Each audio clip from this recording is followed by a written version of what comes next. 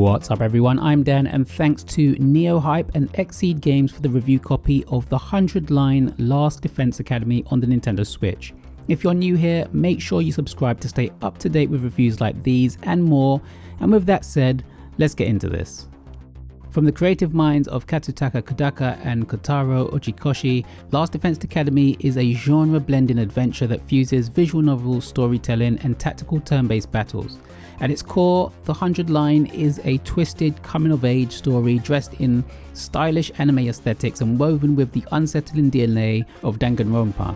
Players step into the shoes of Takumi Sumino, a ordinary high schooler whose peaceful existence is shattered when grotesque monsters attack his town. After a bizarre encounter with a talking creature named Sire, Takumi finds himself in a mysterious facility called the Last Defense Academy, tasked alongside 14 other students with surviving and defending the school from unknown invaders for 100 days. The stakes are apocalyptic, the setup is intentionally cryptic, and the tone is grim yet laced with dark humour. The game kicks off with a cinematic that immediately sets the tone, offering a compelling introduction to its bleak world and diverse cast of characters. The cel-shaded anime-style visuals give the characters a distinct flair, making them pop against the more subdued backdrops. Character design is vibrant, stylish and expressive, perfect for the heavy emotional beats the game often delivers. Voice acting, while not fully present throughout every scene of the game, is a standout when it does appear. Characters feel alive, their personalities accentuated through solid performances that breathe life into the narrative. Where the 100-line really shines is in its tactical combat system. These battles unfold in a grid-based format with wave-style enemies encounters and a limited pool of action points. Each student brings unique specialist skills to their field, and combat emphasizes positioning, timing, and smart resource management. At first, the mechanics may feel unintuitive. Players must select an attack before choosing movement, which flips the standard strategic RPG formula. Add in directional attack targeting using the right stick, and there's a brief learning curve to overcome. But once it clicks, the combat becomes one of the game's strongest components. It's highly strategic and satisfyingly deep, especially when factoring in mechanics like fatigue, special voltage attacks, and devastating options to sacrifice a character for a powerful move.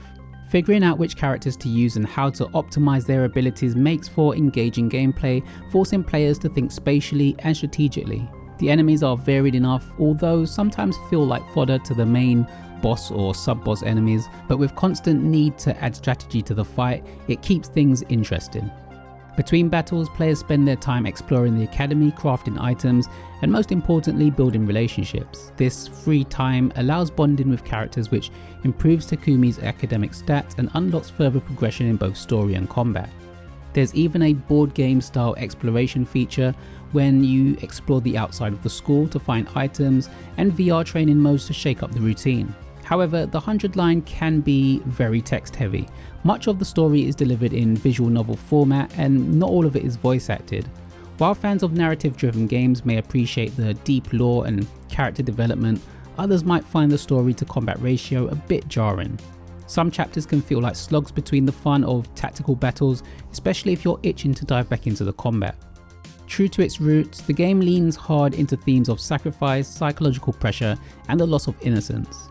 Players are frequently forced to make tough decisions, and while some outcomes may seem unfair or shocking, they're all part of the grand design. The branching narrative and multiple outcomes encourage replayability, and this is definitely one game you should play again after the credits roll. It's also worth noting that the game includes scenes of death and emotional trauma, making it unsuitable for younger players. But for those familiar with the works of Kodaka and Uchikoshi, this is par for the course and part of what makes their stories so compelling. The 100-line Last Defense Academy might not be anything new for visual novels or tactical strategy RPGs, but it polishes and combines the two with style and substance.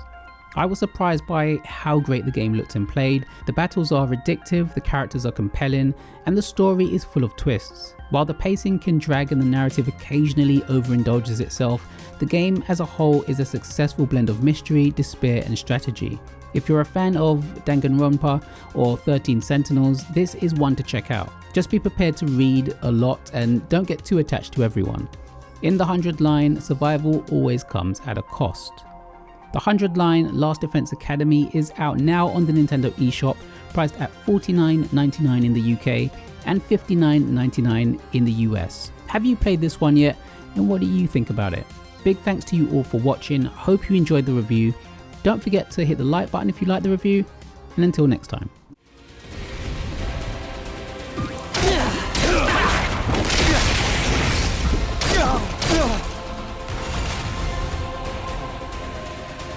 All right, let's get started.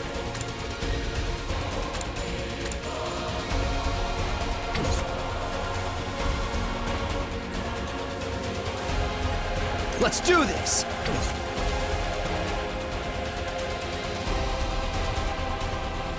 Good to go!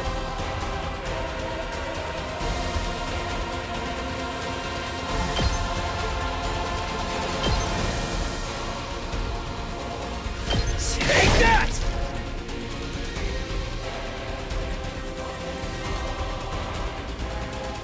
Hauling ass!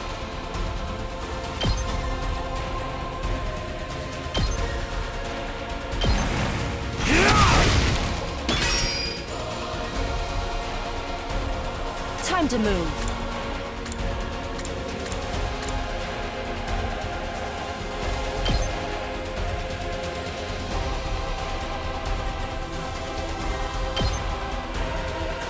I'll chop you to pieces.